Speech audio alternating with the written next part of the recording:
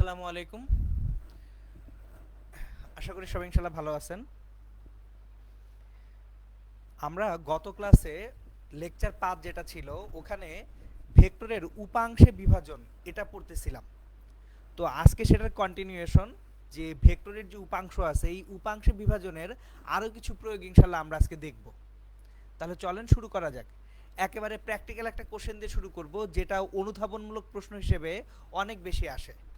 তাহলে আমি আগে প্রশ্নটা লিখি যে কি প্রশ্ন আসে অনুধাবনমূলক হিসেবে, দেখি যেখানে আমরা উপাংশ বিভাজনের প্রয়োগ করতে পারি। প্রশ্নটা হচ্ছে, দেখেন আপনারা ট্রলি ব্যাগগুলো যেগুলো আছে, মানে হচ্ছে ওই যে ব্যাগের নিচে চাকা লাগানো থাকে বা আমরা ট্রাভেলিং এর সময় যে ব্যাগগুলো ইউজ করি সেই ট্রলি ব্যাগগুলো, এই ট্রলি ব্যাগগুলো যখন আপনারা টানেন তখন হাতলটা বেশ লম্বা রাখা হয়। সো প্রশ্নটা হচ্ছে ট্রলি ব্যাগের হাতল কেন লম্বা রাখা হবে, সেটার এখন আমরা পদার্থবিজ্ঞান এবং গাণিতিকভাবে দুইভাবে একটু ব্যাখ্যাটা দেখব। সো আমরা আগে প্রশ্নটা জেনারেট করি।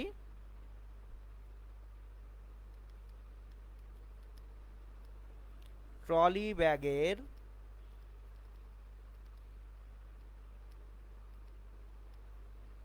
হাতল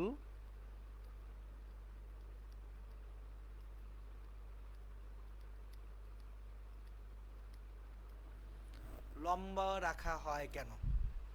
সো প্রশ্নটা হচ্ছে একটা ট্রলি ব্যাগের হাতল কেন আমরা লম্বা রাখবো, এটা হচ্ছে প্রশ্ন। তাহলে এখন আমরা একটু প্রশ্নের উত্তরটা খুঁজবো এবং উত্তরটা আমি একদম গ্রাফিক্যালি দিব আপনাদেরকে। খেয়াল করেন, ধরেন একটা মানুষই একটা ট্রলি ব্যাগ ধরে দাঁড়ায় থাকবে। আমি একটা মানুষ আঁকি, জাস্ট ধরে নিই এটা একটা মানুষ।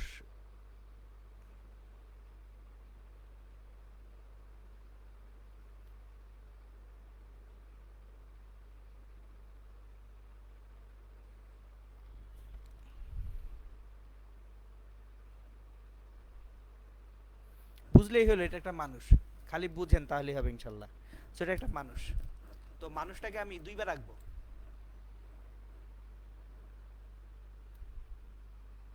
আঁকলাম। এই মানুষটা ধরেন দাঁড়ায় আছে মাটিতে। দেখেন মানুষটার কিন্তু লেন্থ আমি সমান রাখছি। এখন আমার লাগবে কি trolley bag. So trolley bag আঁকবো।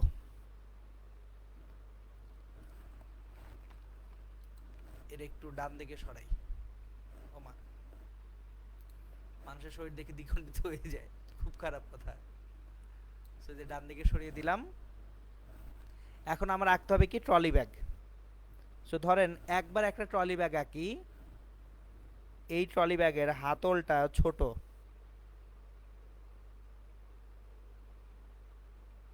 নিচে চাকা, যে হাতলটা মানুষের হাতে ধরা। তাহলে দেখেন ট্রলি ব্যাগের যদি হাতলটা ছোট রাখা হয়, ঘটনাটা হচ্ছে এরকম।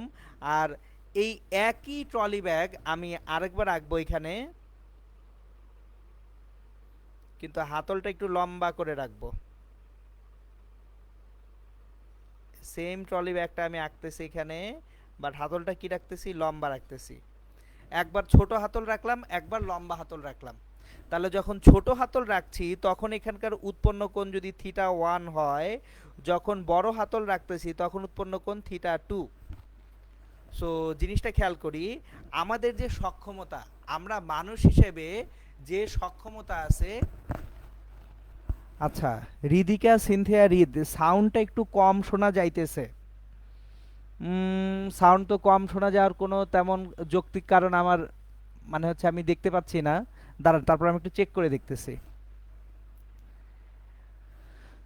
এখনো যদি সাউন্ড কম থাকে তাহলে আমাকে একটু জানেন, যে এখনো সাউন্ডটা আপনারা কম পাচ্ছেন তাহলে আমাকে জানিয়েন।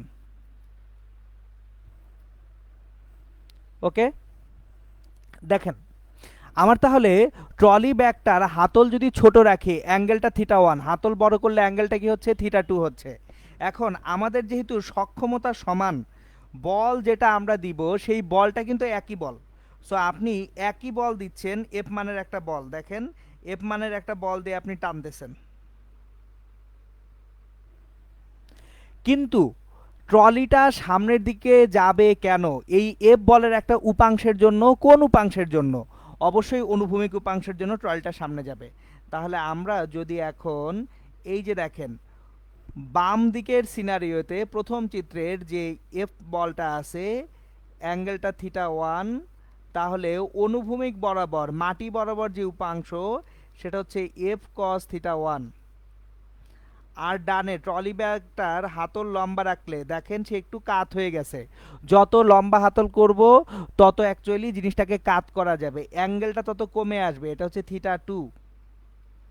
তাহলে f বল অ্যাঙ্গেল θ2, অনুভূমিক উপাংশ কত, f cos θ2। তাহলে এবার দেখি কোন ক্ষেত্রে আমাদের সুবিধা হয়। আমার যেহেতু θ1টা গ্রেটার দেন θ2, আমার হাতল যত ছোট হবে অনুভূমিকের সাথে উৎপন্ন কোণ তত কি হবে, বড় হবে। হাতল যত ছোট হবে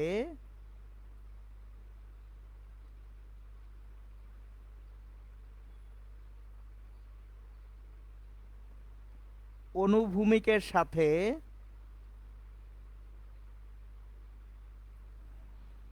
উৎপন্ন কোণ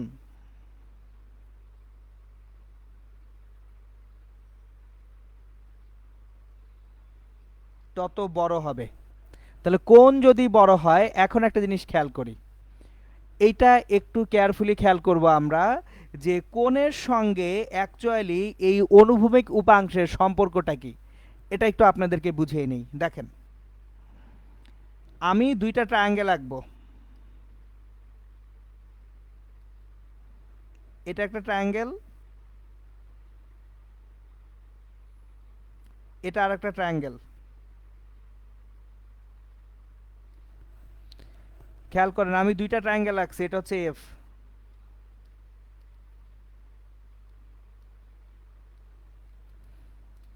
এখন এটা হচ্ছে θ1, তাহলে f cos θ1, এটা হচ্ছে θ2,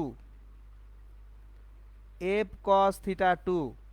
চিত্র থেকেই দেখেন একেবারে ক্রিস্টাল ক্লিয়ারলি কি বোঝা যাচ্ছে না, f cos θ2 এর মান f cos θ1 থেকে বড়, f cos θ2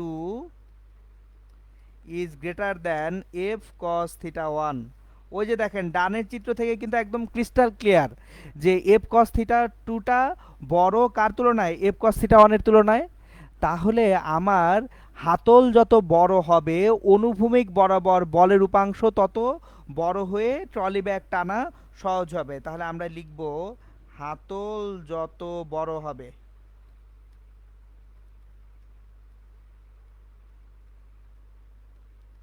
অনুভূমিক বরাবর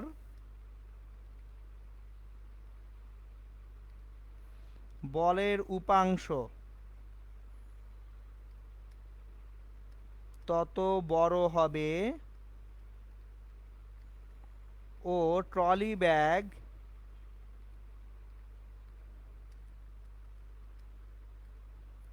টানা সহজ হবে।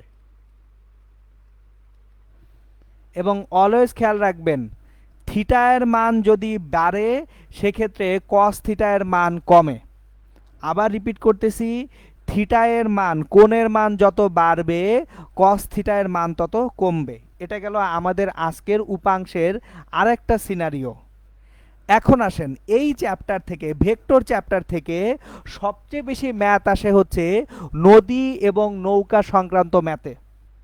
তাহলে আমরা আজকে নদী এবং নৌকা সংক্রান্ত সমস্যাগুলা একটার পর একটা আলোচনা করব এবং সেই সংক্রান্ত প্রবলেমগুলো করব। সো আমরা তাহলে এখন আলোচনা করব নদী ও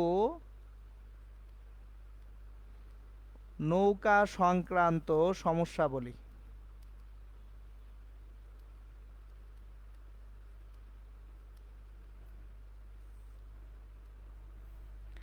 চলেন তাহলে দেখি নদী এবং নৌকা সংক্রান্ত কি কি সমস্যা আমরা ফেস করতে পারি। আমাদের আগে আমি একটা কাজ করব, আমি আপনাদের একটা ছোট্ট প্রশ্ন করব, সেই প্রশ্ন থেকে আমি আস্তে আস্তে অ্যান্সারগুলো ডেভেলপ করব। সো আমি থিওরি পড়ানোর আগে একটু ম্যাথমেটিক্যাল অ্যানালাইসিস করব। চলেন একটু একটা নদী চিন্তা করি, যে ধরেন এটা একটা নদী, এটা একটা নদী, এটা একটা নদী। তাহলে এই নদীতে আপনি একটা নৌকা চালাবেন 10 মিটার/সেকেন্ড বেগে, এটা হচ্ছে নৌকার বেগ, এবং নদীর প্রস্থটা ধরেন 50 মিটার, ডি সমান 50 মিটার।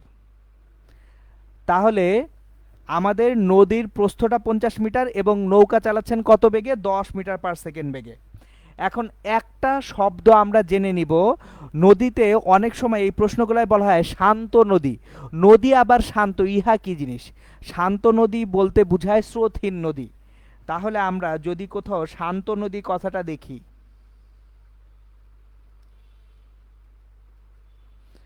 শান্ত নদীর মানে কি? নদীতে স্রোত নেই,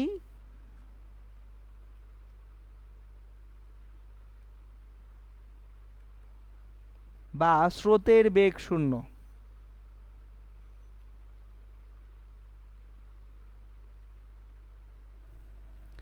তাহলে এই যে দেখেন আমাদের এইখানে যে নৌকার বেগটা আছে, নৌকার বেগ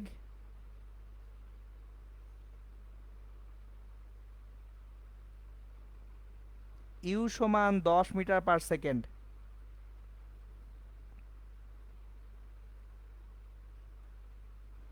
স্রোতের বেগ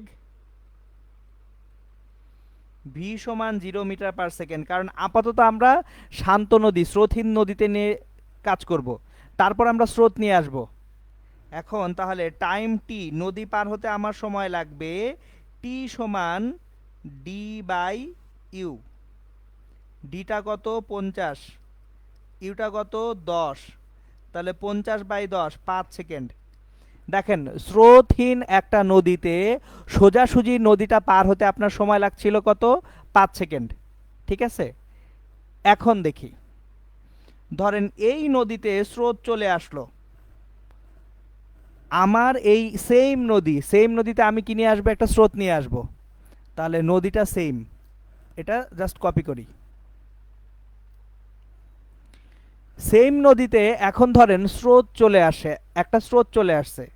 তাহলে আমার আগে শুধুমাত্র কিসের বেগ ছিল? নৌকার বেগ ছিল 10 মিটার/সেকেন্ড।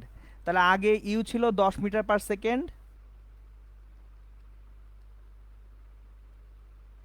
এখন আমি ইউ এর পাশাপাশি একটা স্রোত নিয়ে আসছি, ভি সমান ধরেন 4 মিটার/সেকেন্ড। দেখেন আমার উদ্দেশ্যটা আমি বুঝিয়ে বলি। একটা স্রোতহীন নদীতে আপনি নৌকা নিয়ে পার হচ্ছিলেন, সময় লাগছিল 5 সেকেন্ড।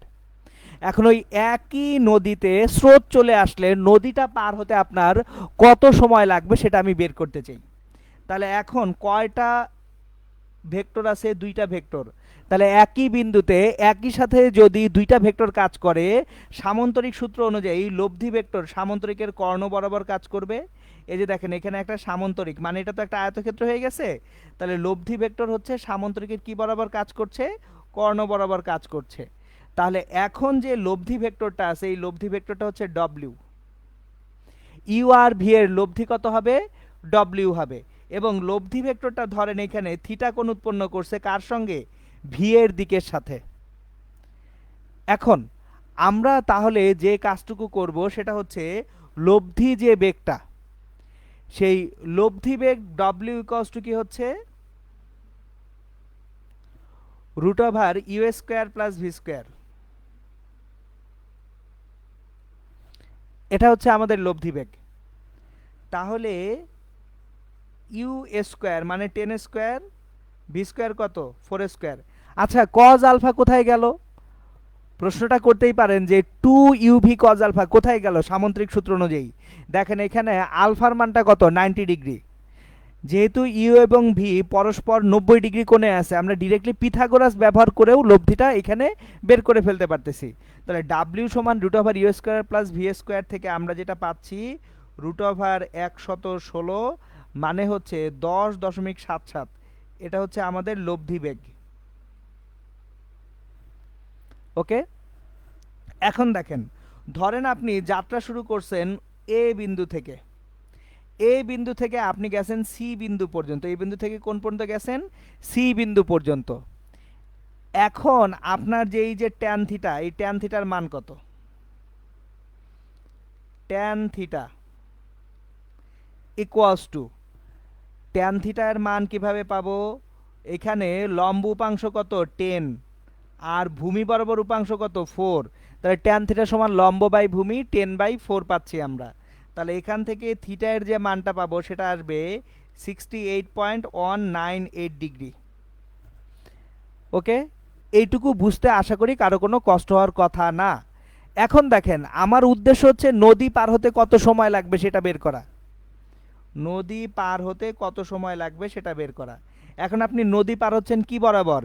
এসি রেখা বরাবর না, নদী পার হচ্ছেন এসি রেখা বরাবর। আমার তাহলে এসি রেখাটুকুর দূরত্ব কত সেটা জানতে হবে। ত্রিভুজ এ সি বি হতে এসিবি ত্রিভুজটায় এসি এটা হচ্ছে অতিভুজ, বিসিটা কি লম্ব, তাহলে বিসি লম্ব ডিভাইডেড বাই এসি অতিভুজ ইকুয়ালস টু কি সাইন থিটা। তাহলে AC equals to BC by sine theta. BC এর মান কত জানা আছে দেখেন, বিসি সমান কি 50 মিটার না নদীর প্রস্থ, আর সাইন থিটা সাইন 68.198 মানে অলমোস্ট 2 ডিগ্রি। তাহলে 50/sin 68.2 যদি করি আমরা, এটা আসবে 53.88 মিটার। দেখেন তাহলে আমরা কত দূরত্ব অতিক্রম করতেছি এখন? এসি দূরত্ব। এবং এই এসি দূরত্ব আপনি কত বেগে অতিক্রম করতেছেন? ডব্লিউ সমান 10.77 মিটার পার সেকেন্ড বেগে অতিক্রম করতেছেন। তাহলে আপনার যে সময়টা এখন লাগতেছে টাইম টি সমান AC divided by W, 53.88 divided by 10.77। তাহলে এটা যদি করি আমাদের টি এর মান 5 সেকেন্ডে আসবে। খেয়াল করেন এতক্ষণ ধরে এই যে অ্যানালাইসিসটা করলাম কেন করলাম, এখন একটু ভালো মতো দেখেন। বাম পাশের চিত্রটায় কোনো স্রোত ছিল না, স্রোতহীন নদীতে আপনার নদীটা সোজাসুজি পার হতে সময় লাগতেছিল কত সেকেন্ড? 5 সেকেন্ড। স্রোত আসার পরে আপনি নৌকার কিন্তু বেগ যেদিকে সেটা চেঞ্জ করেন নাই, তাহলে নৌকার বেগ যদি চেঞ্জ না হয় নদী পার হতে একই সময় লাগবে। সো এত অ্যানালাইসিস করার পিছনে উদ্দেশ্য একটাই, সেই উদ্দেশ্যটা আমি এখন লিখে দিচ্ছি, যেটা নিয়ে আপনারা প্রচুর কনফিউজড হন। আমি এই জন্য একেবারে সরাসরি গাণিতিক বিশ্লেষণ করে দেখাচ্ছি। স্রোত থাকুক আর নাই থাকুক,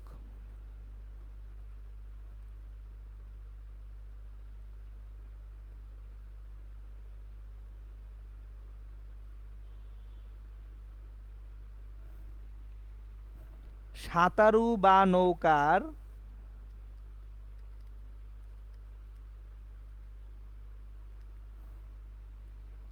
বেগের মান ও দিক অপরিবর্তিত থাকলে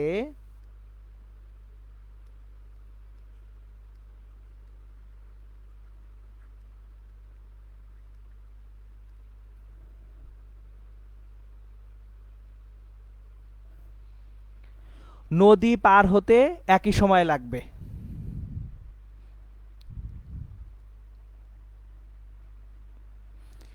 রুবাইয়া ইসলাম দিশা টি 5 পয়েন্ট সামথিং আসছে, আপনি অ্যাঙ্গেলটাকে অ্যাকুরেটলি নেন, 7-8 ঘর পর্যন্ত নেন, দেখবেন দশমিকের পরে যে ভ্যালুটা সেই ভ্যালুটা আরও অ্যাকুরেট হয়ে যাবে।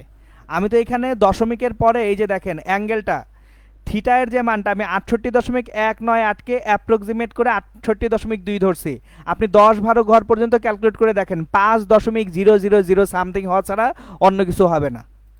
ওকে আসেন দেখেন, আমি যেটা বলতে যাচ্ছিলাম, স্রোত থাকুক আর নাই থাকুক, সাঁতারু বা নৌকার বেগের মান এবং দিক যদি অপরিবর্তিত থাকে তাহলে নদী পার হতে একই সময় লাগবে।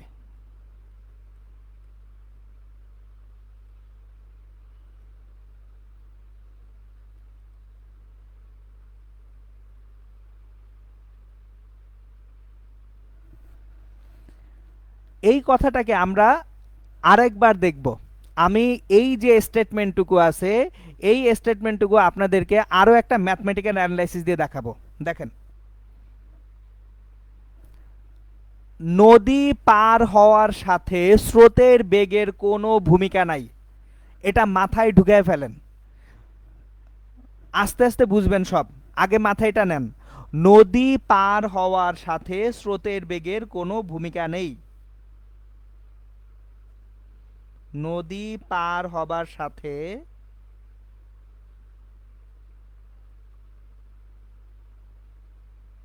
অনুভূমিক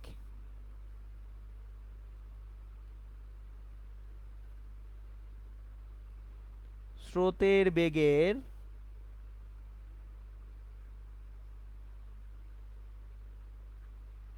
কোনো ভূমিকা নেই। মানে অনুভূমিকভাবে যে বেগ সেটা আপনাকে নদী পার কোনোদিন করাবে না, শুধুমাত্র উলম্ব উপাংশ নদী পার করায়।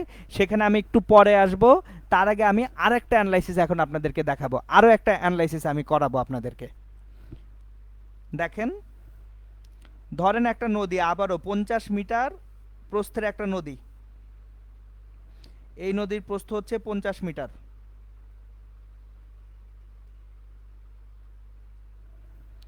আপনি ধরেন সাঁতার কাটবেন, কিন্তু সাঁতারটা কাটবেন আপনি হচ্ছে একটা অ্যাঙ্গেল করে। তাহলে আপনার যে সাঁতারের বেগ বা স্রোতের নৌকার বেগ ইউ সমান 10 মিটার পার সেকেন্ডে আছে, কিন্তু আপনি 60 ডিগ্রি অ্যাঙ্গেলে যাচ্ছেন। তাহলে আপনি নদীটা পার হবেন এইভাবে, এই বরাবর। এখানে কিন্তু স্রোত নাই, স্রোতের বেগ ভি সমান কত? ভি সমান 0 মিটার পার সেকেন্ড।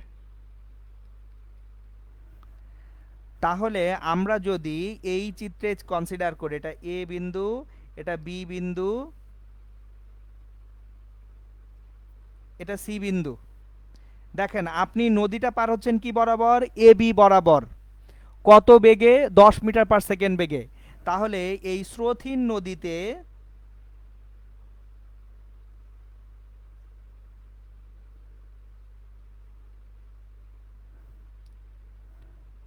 নদী পার হতে যে সময়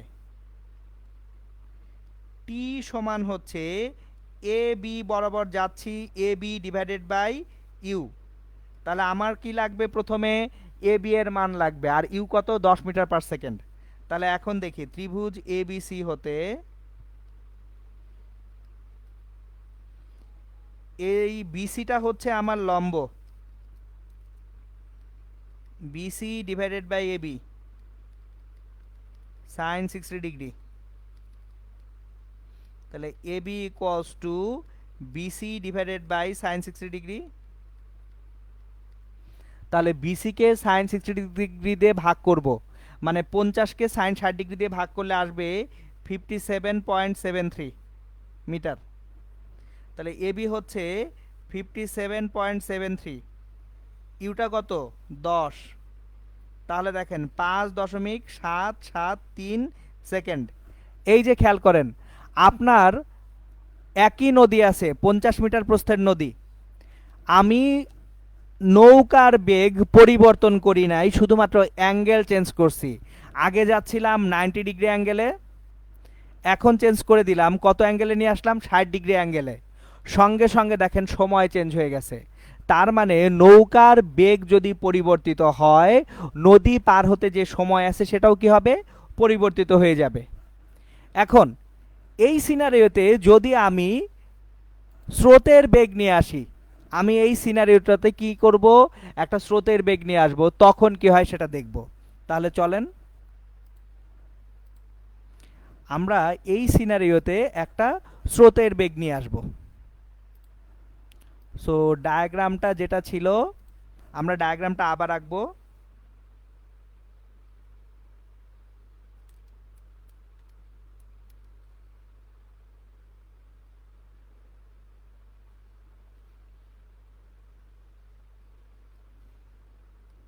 ডি সমান 50 মিটার, ইউ কত ছিল? U 10 metre per second.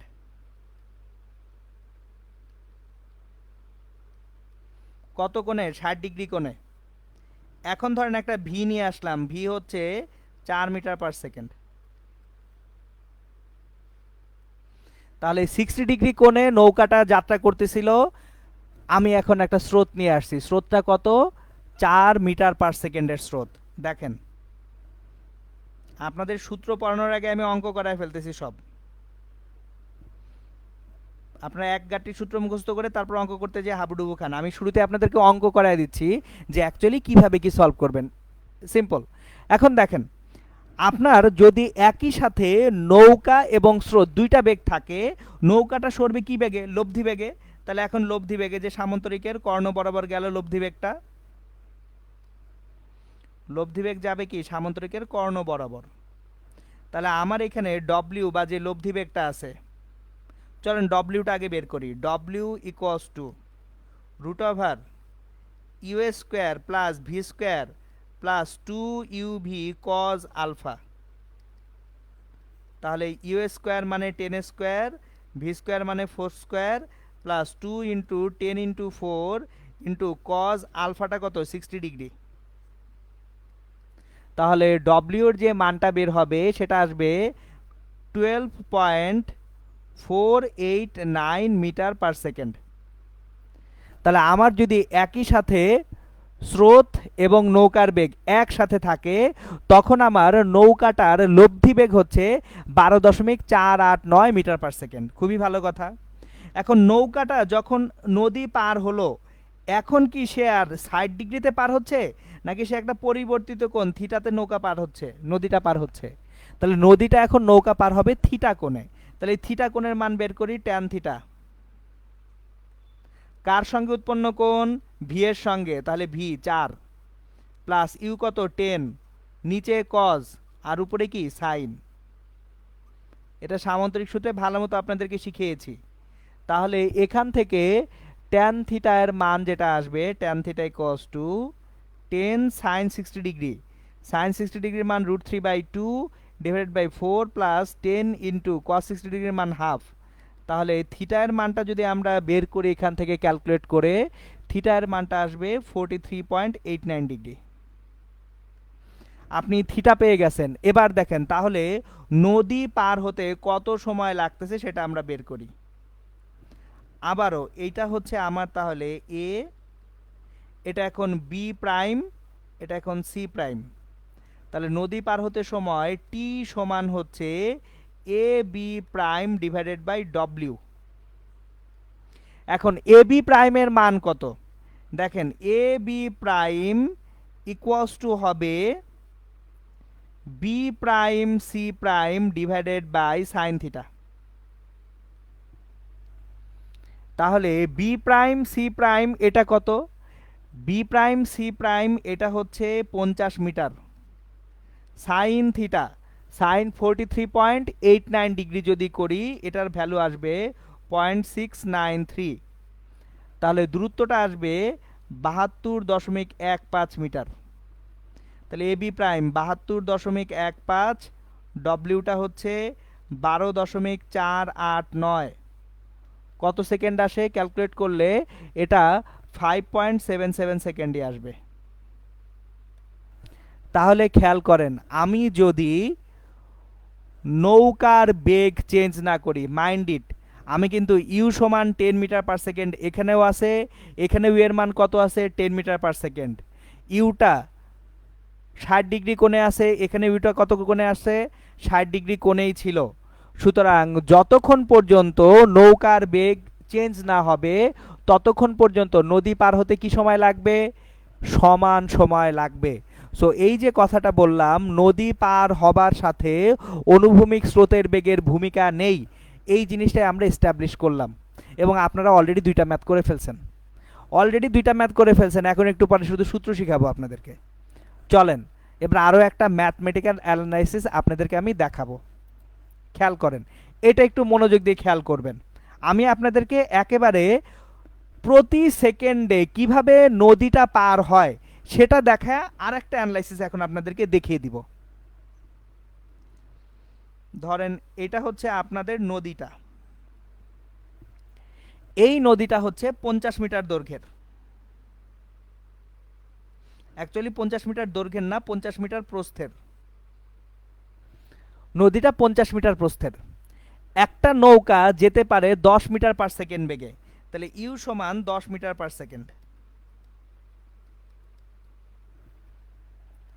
ওকে, এখন দেখেন আপনি তাহলে এই নদীটায় প্রথম 1 সেকেন্ডে যদি সোজাসুজি যাত্রা শুরু করেন, ধরেন স্রোত নাই, যদি স্রোত না থাকে, স্রোত না থাকলে, স্রোত না থাকলে 1 সেকেন্ডে গেছেন 10 মিটার, এই যে 1 সেকেন্ড পরে আপনি এখানে আসছেন 10, 2 সেকেন্ড পরে এখানে আসছেন 20, 3 সেকেন্ড পরে এখানে আসছেন 30, 4 সেকেন্ড পরে এখানে আসছেন 40, আর 5 সেকেন্ড পরে আপনি 50 মিটার চলে যাবেন।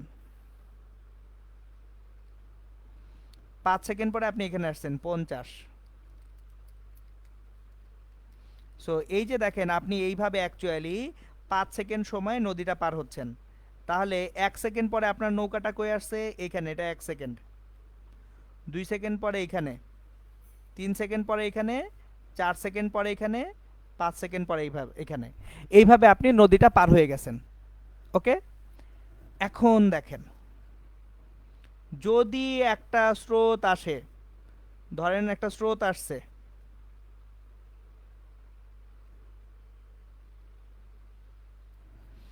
আপনার নদীতে একটা স্রোত আসছে, স্রোতটা কত, 4 মিটার/সেকেন্ড। তাহলে এখন নদীতে একটা স্রোত আসছে, বুঝছেন স্রোত কাজ করে কোন অক্ষে, এক্স অক্ষে।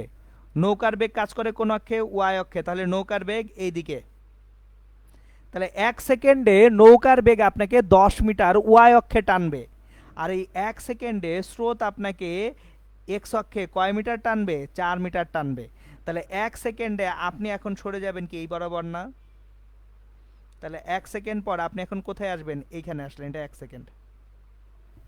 জিনিসটা বোঝেন, যখন দুইটা বেগ আছে, নৌকার বেগ আপনাকে সোজা সামনে ঠেলতেছে, স্রোত আপনাকে ডান দিকে ঠেলতেছে। তাহলে ওয়াই অক্ষে যতটুকু যাওয়ার আপনি গেছেন, শুধু এক্স অক্ষে অ্যাডিশনাল একটু সরে গেছেন। তাহলে 2 সেকেন্ড পরে আপনি কত দূর যাবেন, এখানে আসবেন 2 সেকেন্ড। 3 সেকেন্ড পরে আপনি কই আসবেন, এখানে 3 সেকেন্ড। 4 সেকেন্ড পরে কই আসবেন, এখানে 4 সেকেন্ড। 5 সেকেন্ড পরে কই আসবেন, এখানে 5 সেকেন্ড। খেয়াল করে দেখেন নদী পার হতে কি সময় ভিন্ন লাগতেছে, লাগতেছে না। সো অলওয়েজ খেয়াল রাখবেন, নদী যে পার হই আমরা, এই নদী পার হওয়ার সঙ্গে কোন বেগটার ভূমিকা নাই, স্রোতের বেগের ভূমিকা নাই। কার ভূমিকা, নৌকার বেগের ভূমিকা। এবং শুধুমাত্র নৌকার বেগ না, নৌকার বেগের ওয়াই অক্ষ বরাবর যে উপাংশ আছে, এই উপাংশটা আমাদেরকে নদী পার হতে সহায়তা করে। আমি কথাটাকে একটু রিফ্রেশ করব আপনাদের বোঝার সুবিধার্থে। আমি ভিডিওটা অন করব, আপনাদেরকে একটা ছোট্ট এক্সাম্পল আমি দিব, জাস্ট এটা বোঝার সুবিধার্থে আমি এক্সাম্পলটা দিব। সরি, একটা মিনিট। এস, হ্যাঁ দেখেন, আমি এক্সাম্পলটাকে একটু অন্যভাবে বুঝিয়ে বলতেছি, মনোযোগ দিয়ে জিনিসটা একটু শুনবেন এবং দেখবেন। ধরেন আমি সোজা রওনা করলাম, এইভাবে সোজা, আমি এইভাবে সোজা 10 মিটার যাব। এখন আমি 10 মিটার যাওয়াকালীন কেউ যদি আমাকে ঠেলা দেয়, আমি কিন্তু ঠিকই 10 মিটার যাচ্ছি, কেউ আমাকে ঠেলে সরায় নিয়ে গেছে 4 মিটার। তার মানে ওয়াই অক্ষে আমি 10 মিটার গেছি, অ্যাডিশনালি আমাকে এক্স অক্ষে 4 মিটার সরায় নিছে। সো আমি এই এক্সাম্পলটা একটু ডিফারেন্টলি আপনাদেরকে দেখাবো। চলেন, আমি আসলে এটাকে ভিজুয়ালি না দেখালে আপনাদের মাথায় থাকবে না, ভুলে যাবেন। সো আমি জিনিসটার একটা ভিজুয়াল রিপ্রেজেন্টেশন আপনাদেরকে এখন ইনশাআল্লাহ দেখাবো। চলেন আমি জিনিসটার একটা ছোট্ট ভিজুয়াল প্রেজেন্টেশন দেখিয়ে দিই আপনাদেরকে, যাতে মনে থাকে। ওকে,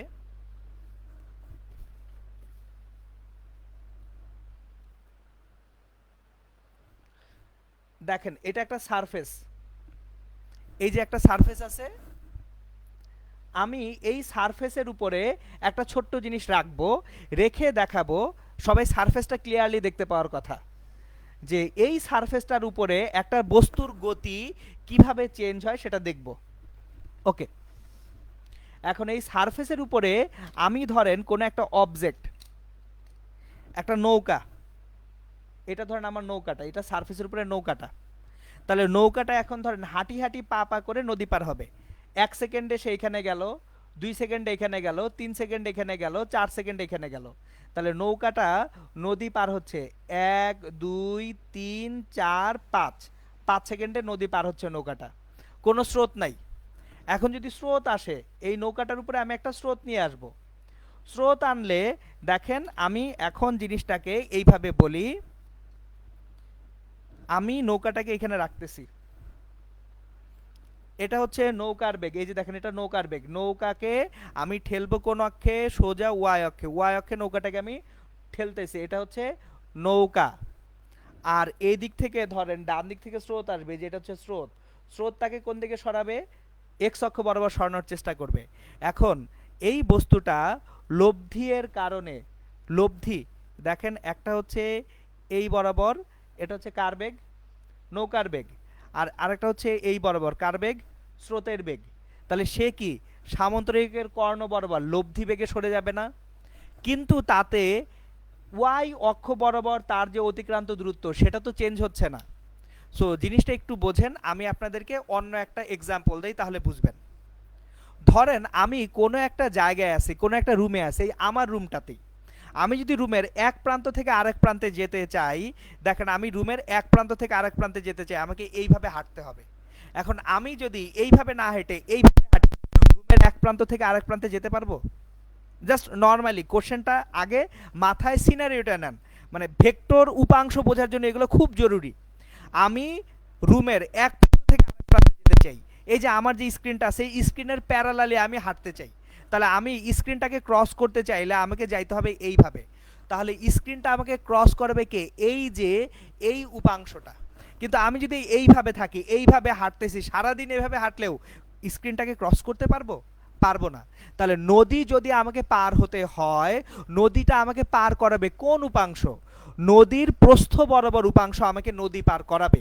নদীর দৈর্ঘ্য বরাবর বা তীর বরাবর যে উপাংশ সেটা জীবনেও আমাকে নদী পার করতে পারবে না। ধরেন আপনি একটা নৌকা নিয়ে নদীর তীরের সমান্তরালে সারাদিন নৌকা বাইতেছেন, স্রোত তো একই দিকে যাচ্ছে, স্রোতের কি ঠেকা পড়ছে আপনাকে টাইনা ওই পাশে নিবে? এটা তো ইম্পসিবল।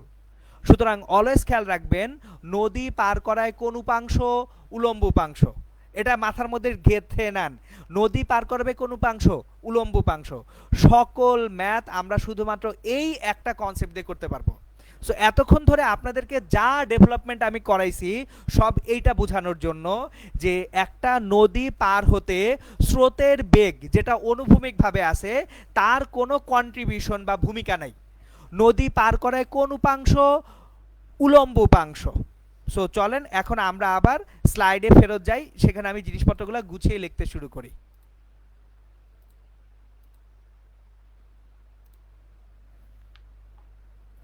তাহলে নদী পার হবার সাথে আমাদের অনুভূমিক স্রোতের বেগের কোনোই ভূমিকা নাই।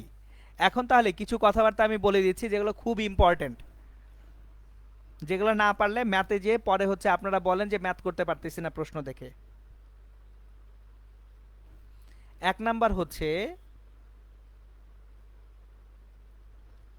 নদী পার হতে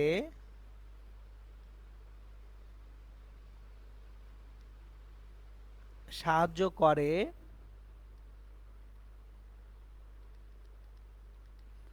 সাঁতারুর অথবা নৌকার বেগের উলম্ব উপাংশ।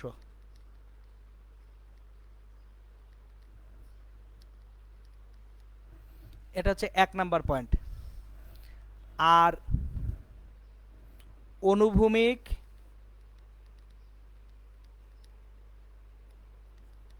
বা তীর বরাবর বা এক্স অক্ষ বরাবর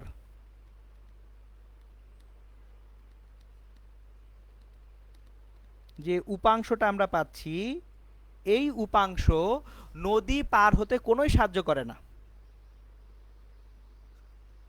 নদী পার হতে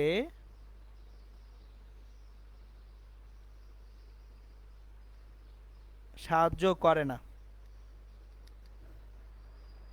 এটা এক্স অক্ষ বরাবর বা তীর বরাবর সরিয়ে নিয়ে যায়।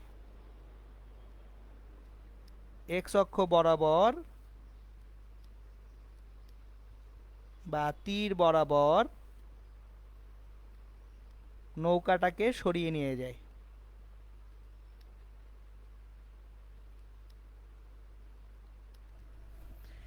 সো একেবারে বেসিক শেষ হয়ে গেল। এখন আসেন, আপনাদের খালি সূত্র পছন্দ, আমি সূত্র লিখে দিব একটা একটা করে। তাহলে চলেন আমরা এখন সূত্র লিখতে শুরু করি। কনসেপ্ট হয়ে গেছে আলহামদুলিল্লাহ, এবং দুইটা ম্যাথও হয়ে গেছে। 1 নাম্বার, নদী নৌকার সমস্যাগুলা টোটাল 4টা ভাগে বিভক্ত। আমি এই 4টা ভাগ আলাদা আলাদাভাবে দেখিয়ে দিব। 1 নাম্বার হচ্ছে নদী পার হতে সময় বের করতে বলে। নদী পার হতে সময়। প্রশ্নটা করা হয় একটা নদী পার হতে কত সময় লাগবে।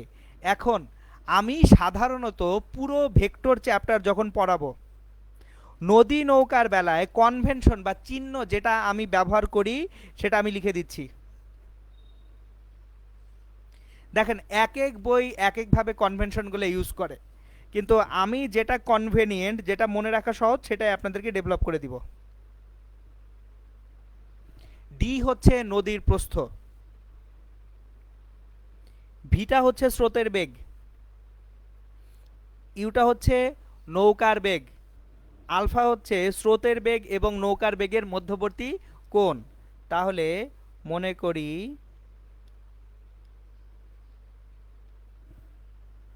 নৌকা বা সাঁতারুর বেগ।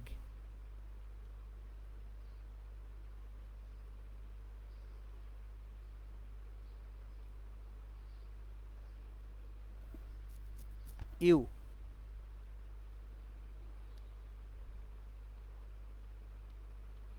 স্রোতের বেগ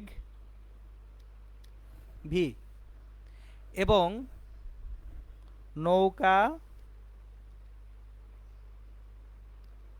ও সাঁতারু এবং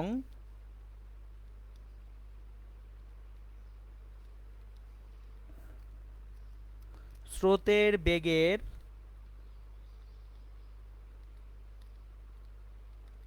মধ্যবর্তী যে কোণটা, এই কোণটা আলফা, আর নদীর প্রস্থটা হচ্ছে ডি।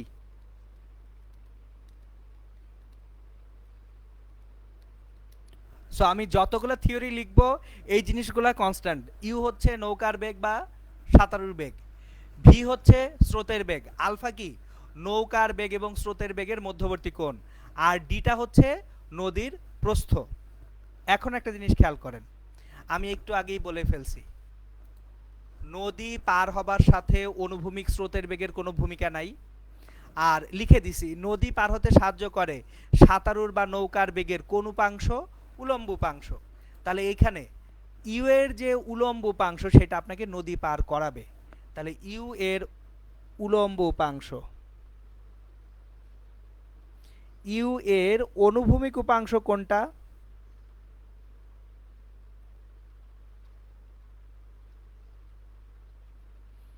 You cos alpha. এটা কোন দিকে নিয়ে যাবে, এক্স অক্ষ বরাবর। আর ইউ এর উলম্ব উপাংশ,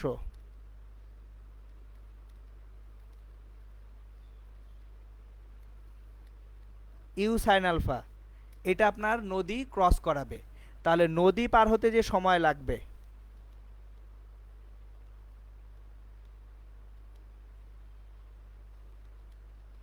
এই সময় টি সমান D by U sine alpha. সুতরাং তাহলে আমরা প্রথম সূত্রটা পেয়ে গেলাম, নদী পার হতে সময় টি সমান কত, D by U sine alpha. এখন একটু পিছনে যাই, ম্যাথ করাচ্ছিলাম যে আপনাদেরকে পিছনে নিয়ে যাই, দেখেন তো একটু ভালো মতো। এখানে ডি কত 50, ইউ কত 10, আর হচ্ছে সাইন আলফা যদি করি, খেয়াল করেন এখানে টাইম টি, তাহলে D by U sine alpha করে ফেলি directly, D by U sine alpha. D কত 50, ইউ কত 10, সাইন 60 ডিগ্রি।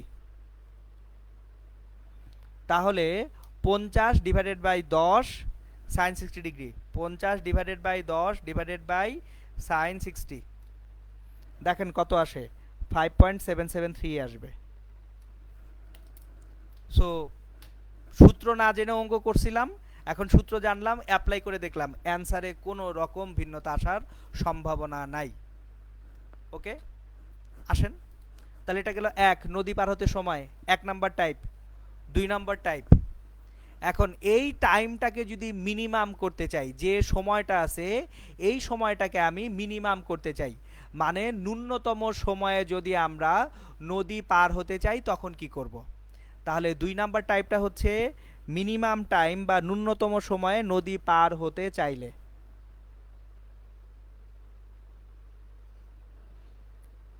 ন্যূনতম সময়ে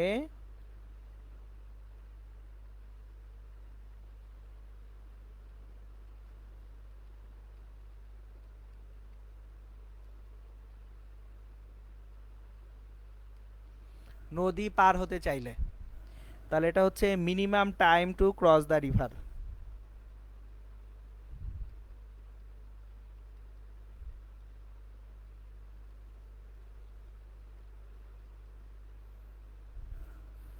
এখন মিনিমাম টাইমটা কি দেখেন, টি সমান D by U sine alpha, এটা জানি।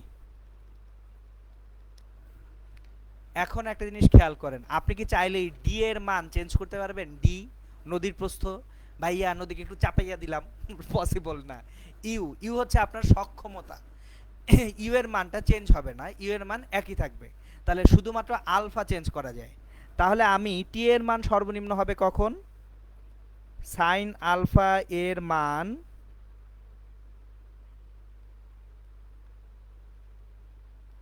সর্বোচ্চ হলে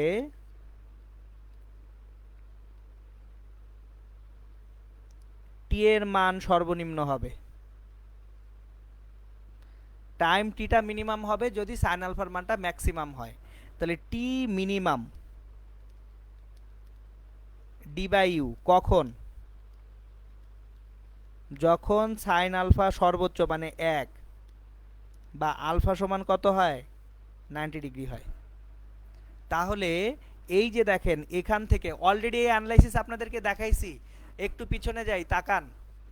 এখানে আমি একটু পিছনের একটা স্লাইডে দেখাবো, এই যে দেখেন এই স্লাইডটা দেখেন, খেয়াল করেন। যদি নৌকাটা বা সাঁতারুটা সোজা উলম্বভাবে যাত্রা করে, স্রোত আসুক না আসুক তার যে সময়টা লাগতেছে এর থেকে তো কম সময়ে নদী পার হওয়া সম্ভব না।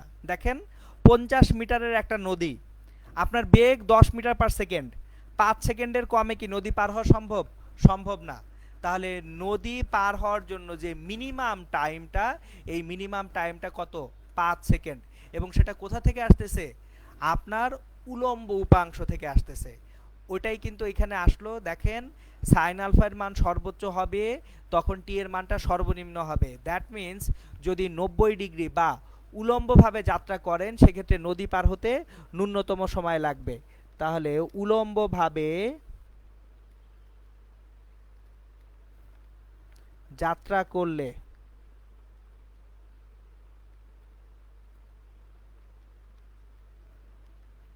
নদী পার হতে ন্যূনতম সময় লাগবে।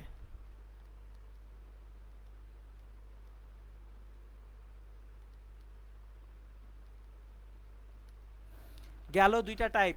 3 নাম্বার টাইপ,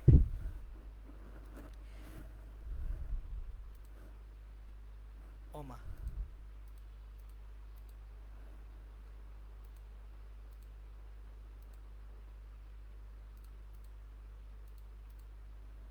সরি, একটা মিনিট।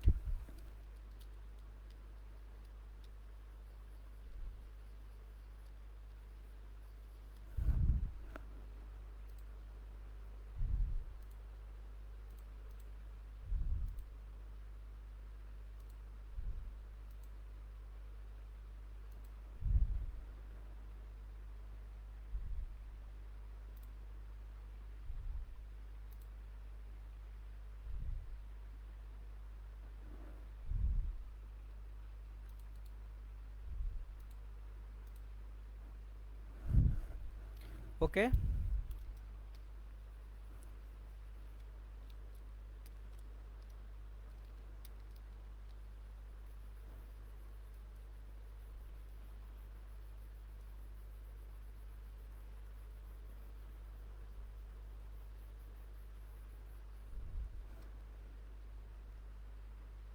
অদ্ভুত।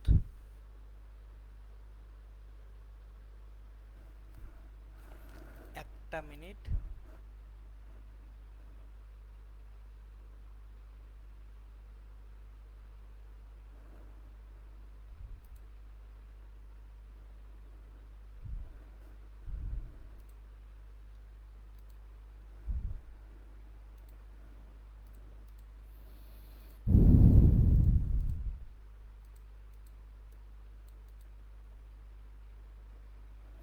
একটু টাইম দেন, আমার মানে হচ্ছে স্লাইডে একটু ঝামেলা করতেছে, আমি সলভ করে নিচ্ছি।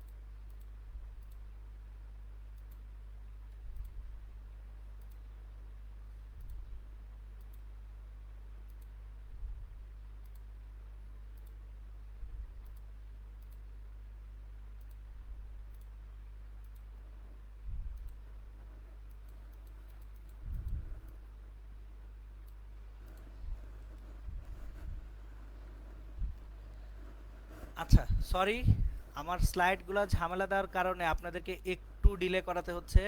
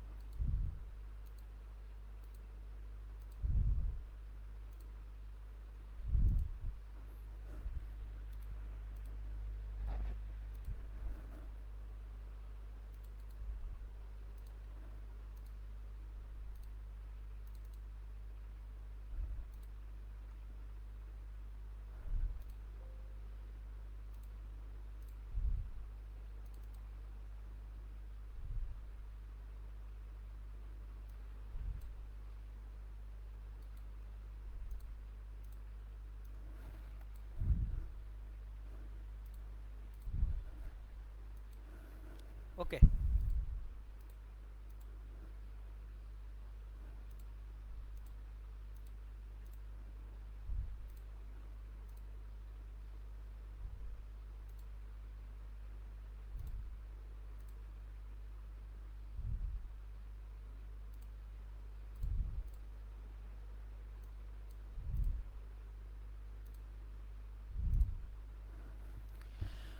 সরি, আমার একটু স্লাইড প্রবলেম করতেছিল, এই জন্য হচ্ছে মাঝখানে কিছুক্ষণ আমি ছিলাম না। এখন আসেন, আমরা দুইটা পড়ছি, একটা হচ্ছে আপনার যদি আমি সবচেয়ে কম সময়ে নদী পার হতে চাই এবং নদী পার হওয়ার যে সময়, দুইটা পড়ছি। এবার তাহলে 3 নাম্বার পয়েন্টে যাব আমরা। তিন,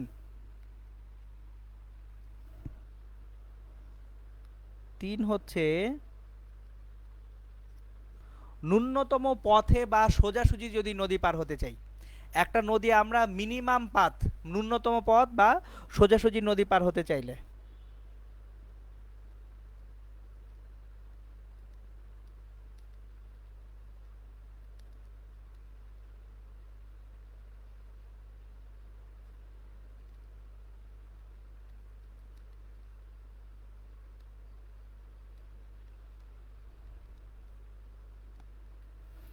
আমি একেবারে সোজা নদীটা পার হইতে চাই, তাহলে সোজা যদি নদী পার হতে চাই, জিনিসটা খেয়াল করেন, আমার উদ্দেশ্য কি, যেভাবেই যাত্রা করি না কেন নদীটা পার হওয়া কিভাবে, একেবারে সোজা। তাহলে আমার ভিটা এইদিকে, এটা ভি। দেখেন সোজা নদী পার হইতে চাইলে আপনার লব্ধি হইতে হবে কি একেবারে সোজা না, উলম্বভাবে ডব্লিউ।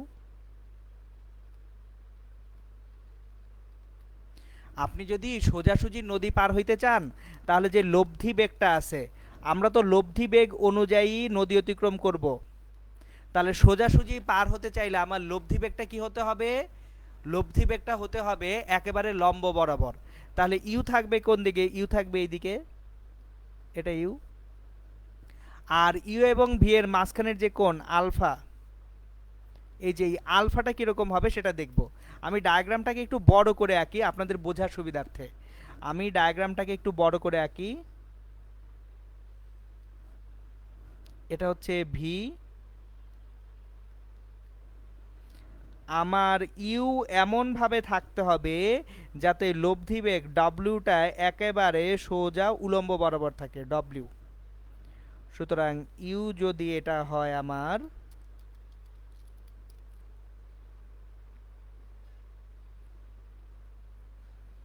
ইউ এবং ভি এর মাঝখানের কোণ কত, ইউ এবং ভি এর মাঝখানের কোণ হচ্ছে আলফা।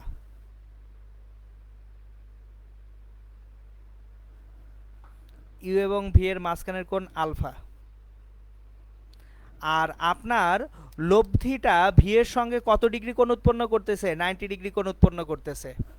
সুতরাং এখান থেকে যদি আমরা কন্ডিশনগুলো আসি, W equals to root over U square plus V square plus 2 UV cos alpha, এটা হচ্ছে লব্ধি বেগ।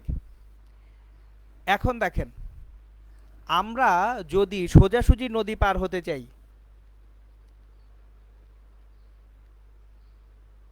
সোজাসুজি নদী পার হতে চাইলে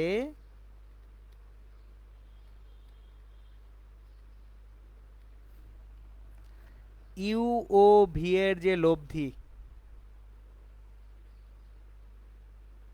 ডব্লিউ, এটা সরাসরি কিভাবে থাকতে হবে, উলম্বভাবে থাকতে হবে।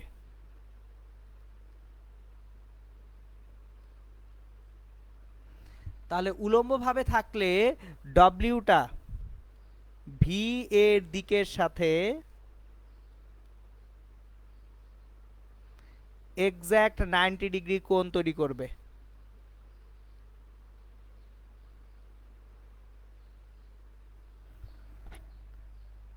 এখন যদি ডাব্লিউ ভি এর সঙ্গে 90 ডিগ্রি কোণ উৎপন্ন করে, tan 90 ডিগ্রি সমান, দেখেন যেভাবে লিখতেছি পরীক্ষার খাতায় ঠিক একইভাবে লিখতে হবে, কেন নাহলে স্যাররা নাম্বার কেটে দেয়। এটা ডিরেক্টলি সূত্রটা লিখলে স্যাররা নাম্বারটা অনেক সময় দেন না, এই কারণে আমি দেখেন সরাসরি ভেঙে ভেঙেই লিখতেছি। tan 90 ডিগ্রি, তাহলে কার সঙ্গে কোণ উৎপন্ন করছি, ভি এর সঙ্গে, তাহলে V plus U cos alpha, আর উপরে কে আসবে, ইউ সাইন আলফা। এখন tan 90 ডিগ্রি হচ্ছে 1/0 U sine alpha divided by V plus U cos alpha. তাহলে এখান থেকে আমরা যেটা পাবো, V plus U cos alpha equals to 0 পাবো। সুতরাং সোজাসুজি নদী পার হওয়ার যে শর্ত বা কন্ডিশন, সেটা হচ্ছে V plus U cos alpha সমান কত হতে হবে, 0 হতে হবে। আর এই যে লব্ধি বেগ যে ডাব্লিউটা পাচ্ছিলাম, তাহলে W equals to root over U square plus V square plus 2 UV cos alpha যেটা আসছে। এখান থেকে দেখেন V plus U cos alpha 0, তার মানে U cos alpha equals to minus V. So U cos alpha equals to minus V যদি এখানে বসাই আমরা, অলরেডি একটা 2 আছে, U cos alpha minus V আর একটা ভি, তাহলে root over U square minus V square হবে লব্ধি বেগ। সো সোজাসুজি নদী পার হওয়ার কন্ডিশন বা শর্ত হচ্ছে V plus U cos alpha সমান 0 এবং লব্ধি বেগ ডাব্লিউ সমান কত, root over U square minus V square. এখন এইখানে একটা কথা আছে, সো এটা খুব ইম্পর্টেন্ট অনুধাবনমূলক প্রশ্নের জন্য বা এমসিকিউ এর জন্য। সো ইম্পর্টেন্ট কথাটুকু কি সেটা আমি একটু বলে দিচ্ছি। দেখেন আমরা সোজাসুজি নদী পার হওয়ার জন্য কন্ডিশন পেলাম V plus U cos alpha equals to 0, তাহলে কজ আলফার মান হচ্ছে মাইনাস ভি বাই ইউ, আবার লব্ধি বেগ W equals to root over U square minus V square. এখন দেখেন আমার যদি ইউ গ্রেটার দ্যান ভি না হয়, ইউ গ্রেটার দ্যান ভি না হলে বা নৌকার বা সাঁতারুর বেগ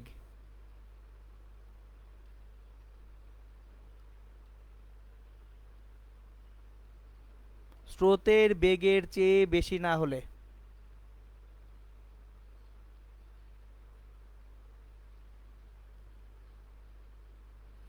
সোজাসুজি নদী পার হওয়া যাবে না।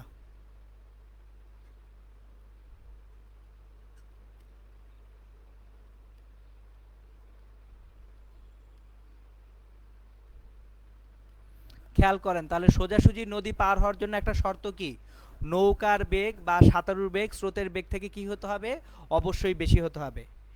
এবার আসেন আজকের ফাইনাল সিনারিওটা, যে টাইপের ম্যাথ থাকে ফাইনাল টাইপ 4 নাম্বার টাইপ, আমরা 3টা টাইপ পড়ছি, এখন নদী এবং নৌকার রিলেটেড 4 নাম্বার টাইপ যে ম্যাথটা, টাইপ নাম্বার 4,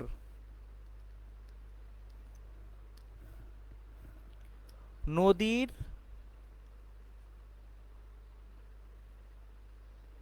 তীর বরাবর বা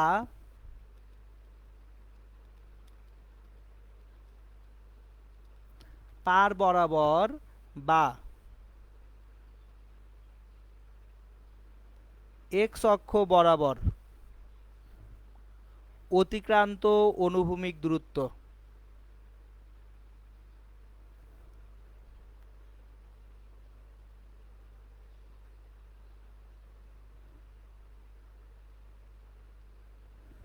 সো 4 নাম্বার টাইপ হচ্ছে নদীর তীর বা পার বরাবর বা এক্স অক্ষ বরাবর অতিক্রান্ত কি দূরত্ব, অনুভূমিক দূরত্ব। চলেন জিনিসটা বুঝি।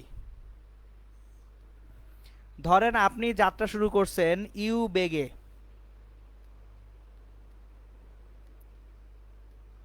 স্রোতের বেগ ভি, মাঝখানের কোণ হচ্ছে আলফা, তাহলে আপনি লব্ধি বেগে এখান থেকে এসে এখানে পৌঁছালেন, লব্ধি বেগে এটুকু পৌঁছালেন। এখন তাহলে দেখেন পার বরাবর বা তীর বরাবর যে অতিক্রান্ত অনুভূমিক দূরত্ব সেটা কত, এটা যদি এ বিন্দু হয়, এটা যদি সি বিন্দু হয়, দেখেন এই যে দূরত্বটুকু, এই দূরত্বটুকু এক্স বা পার বরাবর বা তীর বরাবর অতিক্রান্ত অনুভূমিক দূরত্ব।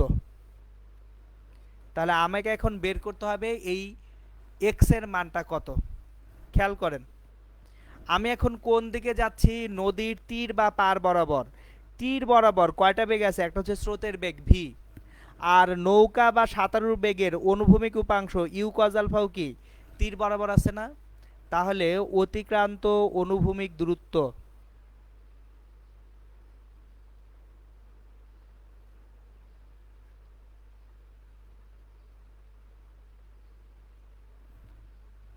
ইকুয়ালস টু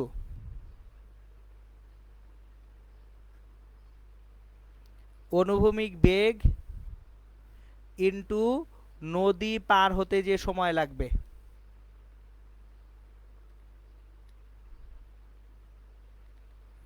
অনুভূমিক বেগ দুইটা, ভি আর একটা হচ্ছে U cos alpha, V plus U cos alpha, নদী পার হতে সময় লাগে D by U sine alpha, এটাই হচ্ছে এক্স।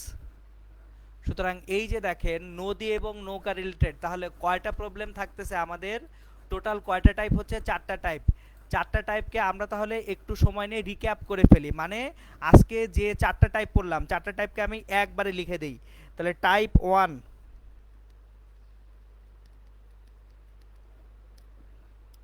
নদী পার হতে সময়।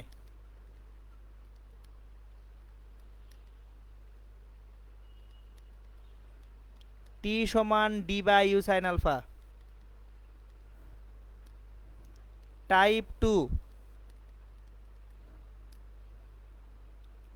ন্যূনতম সময়ে নদী পার হলে। মিনিমাম টাইম টি মিনিমাম সমান ডি বাই ইউ। কখন? যখন আলফার মান কত হবে? 90 ডিগ্রি হবে। যখন আলফা 90 ডিগ্রি। টাইপ 3, সোজাসুজি বা ন্যূনতম পথে নদী পার হলে।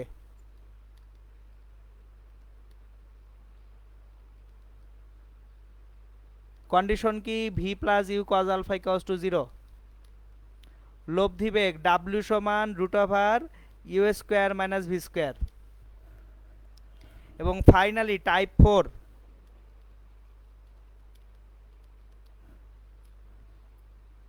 নদীর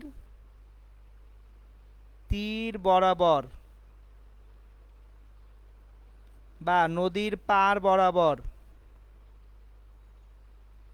বা এক্স অক্ষ বরাবর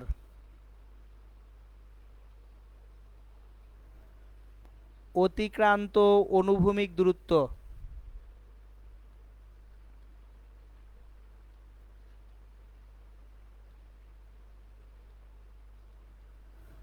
এক্স সমান অনুভূমিক বেগ V plus U cos alpha into সময় D by U sine alpha. এই না, নদী নৌকা রিলেটেড যত ঝামেলা আছে এই চারটা সূত্রের মাধ্যমে সব শেষ হয়ে যাবে। আমি ডিটেলস পড়াইছি, চারটা সূত্র আলাদা করে দিছি। এখন নেক্সট ক্লাসে আমরা এগুলার প্রয়োগ দেখব বিভিন্ন ম্যাথে। ঠিক আছে?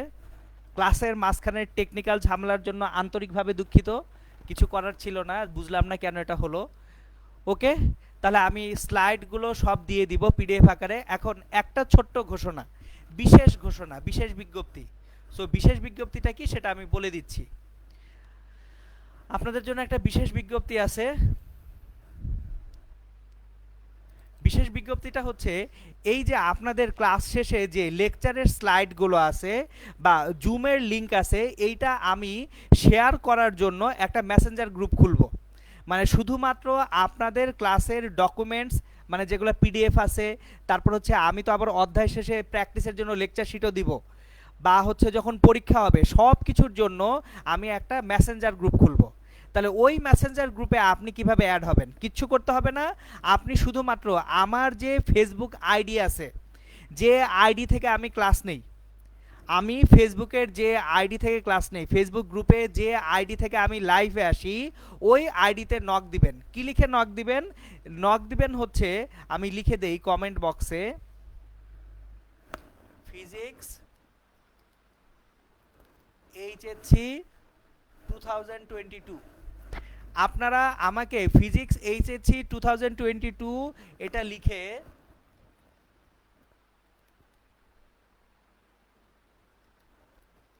মেসেঞ্জারে নক দিবেন।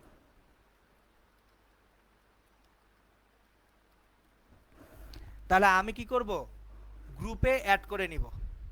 সো আমি কমেন্টে, এই ভিডিওর কমেন্টেও সেটা বলে দিলাম যে ফিজিক্স এইচএসসি 2022 লিখে মেসেঞ্জারে নক দিবেন। আমি তাহলে তখন আপনাদেরকে মেসেঞ্জার গ্রুপটায় অ্যাড করে নিব ইনশাল্লাহ। ওকে, ঘোষণা শেষ, ক্লাস শেষ। ভালো থাকবেন ইনশাল্লাহ, সুস্থ থাকবেন, সুন্দর থাকবেন। আসসালামু আলাইকুম।